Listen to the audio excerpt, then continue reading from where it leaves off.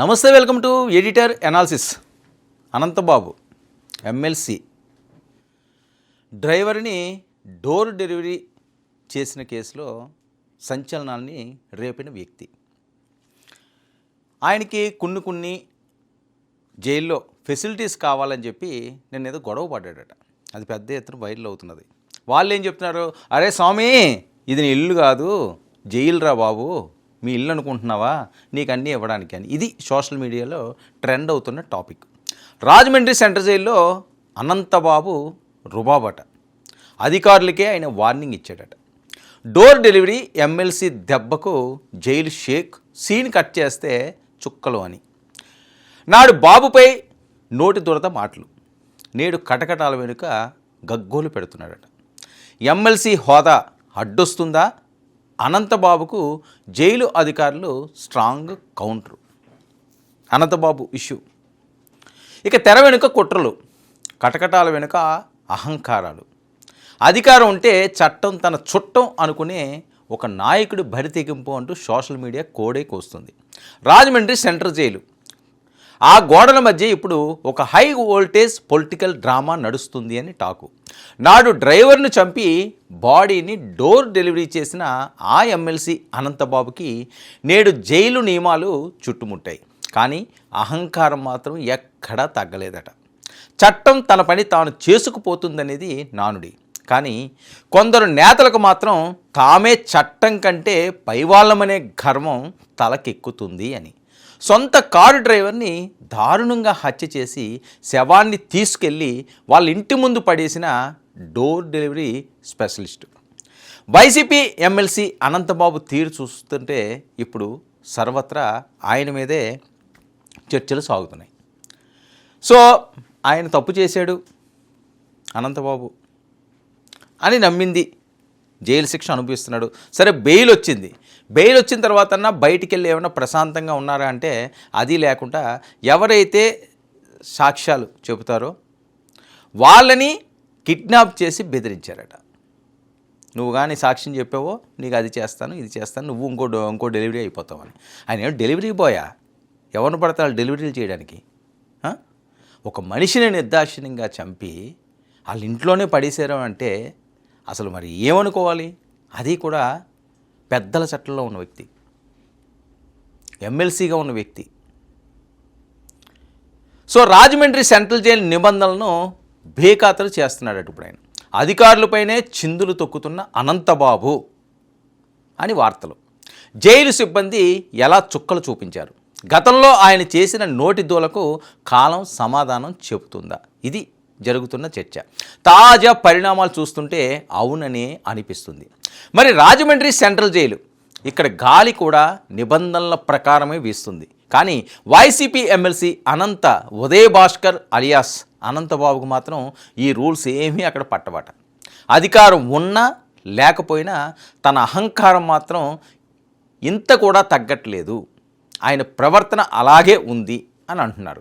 మరి జైలు అధికారులు సాధారణ తనిఖీలు చేస్తుంటే నేనెవరో తెలుసా, నా హోదా ఏంటో మర్చిపోయారా అంటూ జైలు గోడలు దద్దరిల్లేగల కేకలు వేయడం ఇప్పుడు హాట్ టాపిక్గా మారింది. జైలు అధికారులు మనం లోపల ఉన్నప్పుడు, బయట ఉన్నప్పుడు ఓకే, మనం ఎన్నన్నా చేయొచ్చు. ఒక్కసారి లోపలికి వెళ్ళిన తర్వాత అక్కడ కొన్ని నియమాలు ఉంటాయి. ఆ నియమాల ప్రకారమే నడుచుకోవాలి. అది ఎమ్మెల్సీ అవనియండి, ఇంకొకరు అవనియండి.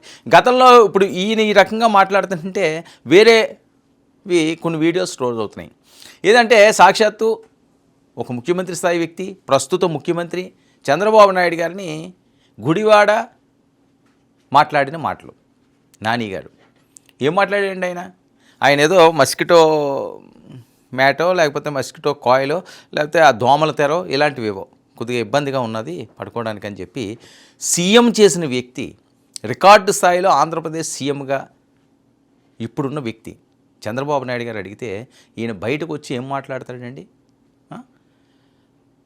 ఆ జైల్లో దోమలో ఏగలో కొట్టకపోతే రంభా ఊర్వశి వచ్చేస్తుందా? ఏం మాటలు అవి? ఏం మాట్లాడుతున్నాం? ఏం మెసేజ్ ఇస్తున్నాం మనం? జైల్లోకి రంభా ఊర్వశులు ఏంటి? వయసు కన్నా మనం విలువ ఇవ్వాలి, ఆ హోదా కన్నా మనం విలువ ఇవ్వాలి. మనం దేనికి విలువేమో ఏది చెయ్యం. మన వరకు వచ్చేసరికి అన్ని ఫెసిలిటీస్ మనకు కావాలి. మీ నాయకుడే చెప్పారు. మీ నాయకుడే ఆ రోజు మాట్లాడిన మాటలు ఎంత వైరల్ అవుతున్నాయి, ఆ వీడియోలు చూడండి ఎంత వైరల్ అవుతుందో. మరి అనంతబాబు పేరు, ఈ పేరు వింటేనే ఒక వింతైన క్రూరత్వం గుర్తొస్తుంది అని చెప్పి చాలామంది మాట్లాడే పరిస్థితి. సొంత కారు డ్రైవర్ సుబ్రహ్మణ్యంను అత్యంత పాశవికంగా హతమార్చి బాధితుడు ఇంటికే శవాన్ని పంపించిన చరిత్ర అయింది. ఆనాడు రాజ్యాధికారం అండగా ఉండడంతో చట్టాన్ని తన కాలి గోటితో సమానంగా చూశాడు ఆయన. అదే అహంకారాన్ని ఇప్పుడు జైలు లోపల కూడా ప్రవర్తించాలని చూస్తున్నారు. గతంలో వైసీపీ ప్రభుత్వ హయాంలో జైలు అధికారులతో ఉన్న పరిచయాలను వాడుకుని విలాసవంతమైన జీవితం గడపాలని ఆశపడ్డారు అనంతబాబు. అది టాకు. మరి రాజభోగాలు కావాలని, ప్రత్యేక సదుపాయాలు కల్పించాలని అధికారులను ఇప్పుడు కూడా వేధిస్తున్నట్లుగా సమాచారం.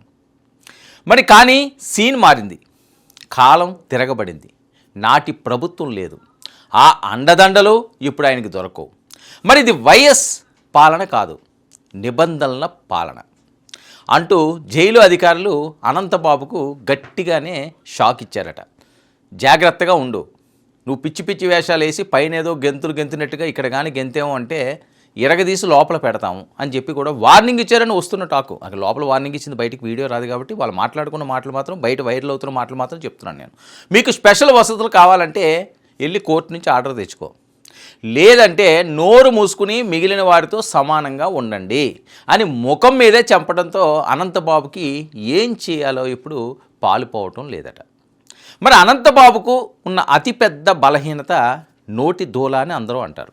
గతంలో ఇదే రాజమండ్రి జైల్లో చంద్రబాబు రిమాండ్లో ఉన్నప్పుడు అనంతబాబు చేసిన వ్యాఖ్యలు అప్పట్లో పెను సంచలనం.